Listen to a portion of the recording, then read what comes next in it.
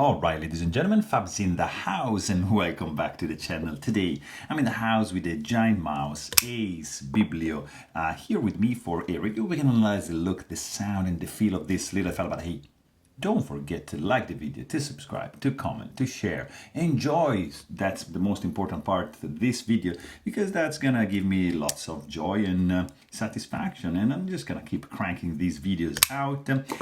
But first of all, let me say a big shout out to my buddy Blair.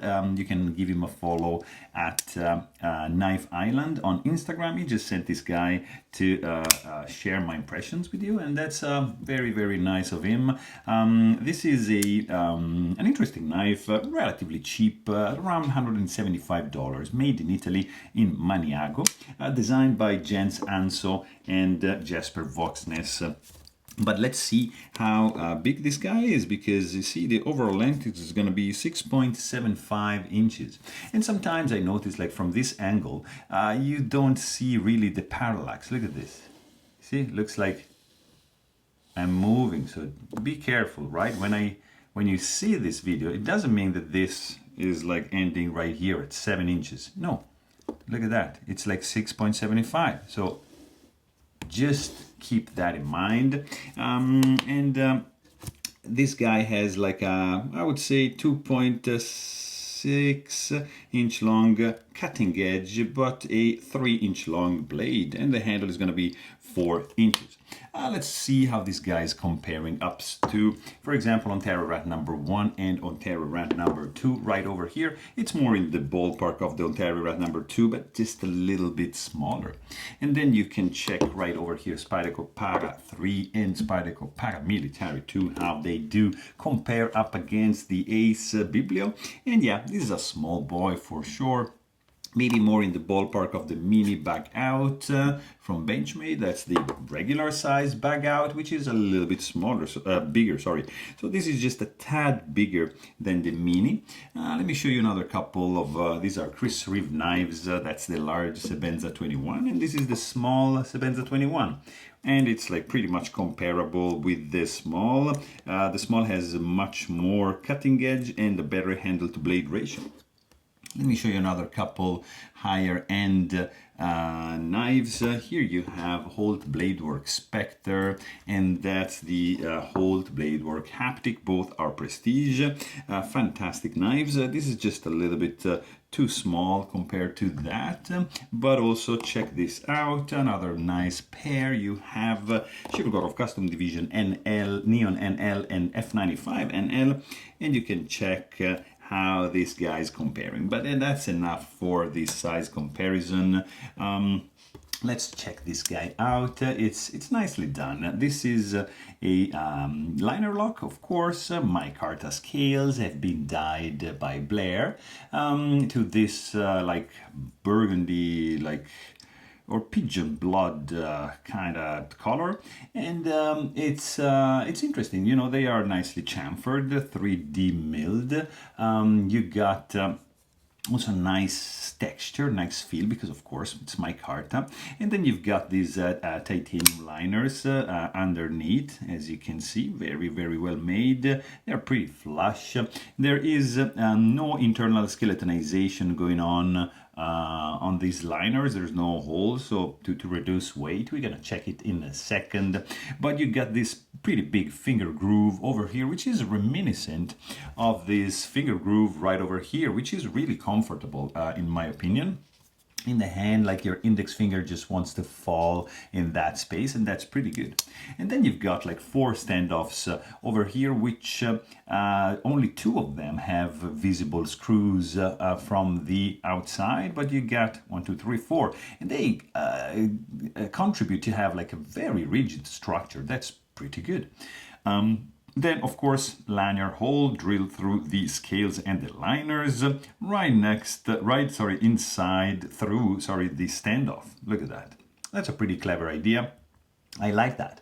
And then you've got your blade, which is perfectly centered, and the tip is nicely and recessed safely inside the scale. So yeah, nothing dangerous going on over here.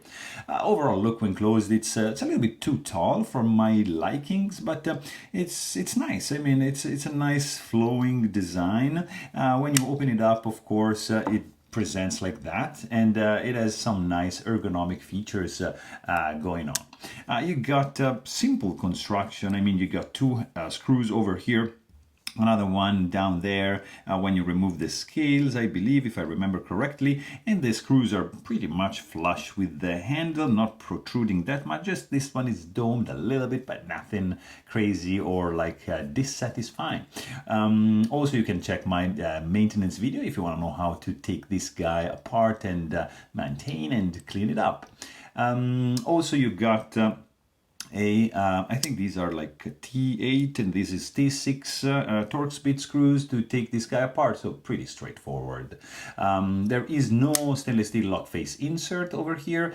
You have a stainless steel detent ball. You have a nice jimped area for the release area on the lock bar, and that's pretty cool. And then you got this wire like pocket clip, which I'm not a fan of just because of the design. I mean, I'm not a fan of simple pocket clips, but this works pretty well, I have to say. You see the entrance ramp, the exiting ramp. It's not deep carry, but I mean, this much knife is gonna stick out from your pocket, so that it's good, functionally good. I'm just not a fan of wire clips, but that's just me. And then you got this blade. This is M390 steel, stone washed. You got some nice crowning on the spine. You get a very short but effective jimping.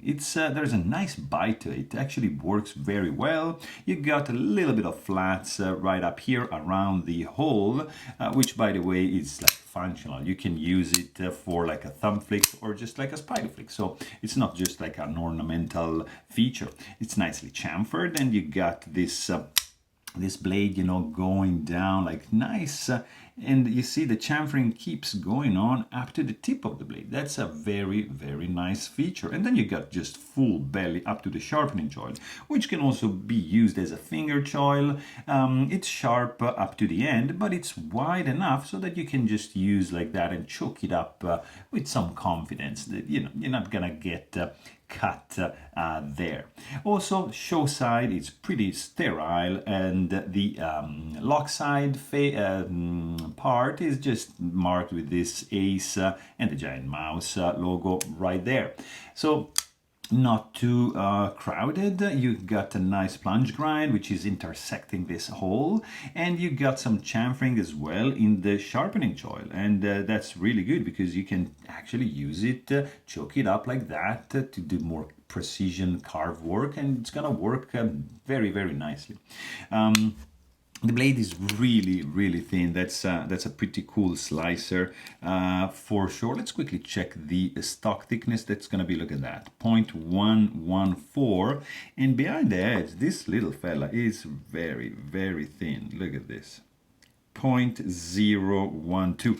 Really, that's a cool slicer for sure. This guy also has a very, very nice sound. Look at this. It's like skjok. It's nice. Very good. It's percussive. It's a little bit not loud, but it's rich. It's pleasant. And it's deep. It's like clock.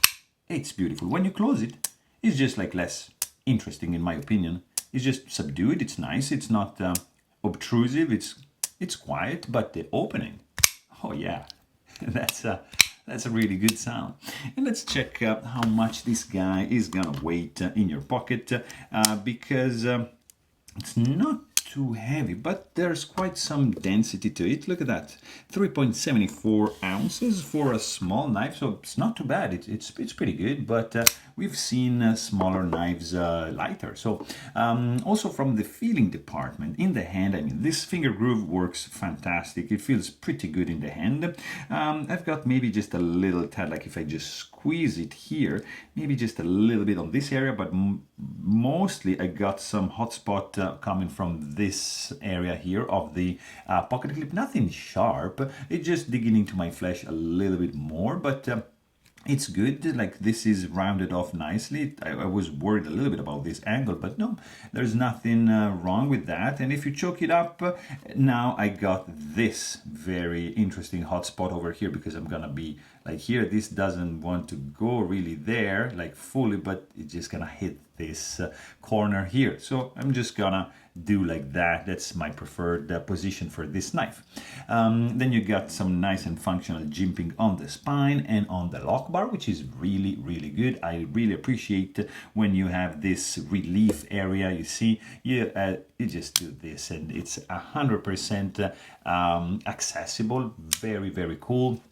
You can do a reverse grip if you want, but at least in my hand it's going to be pretty small. The handle is going to feel a little bit shorter.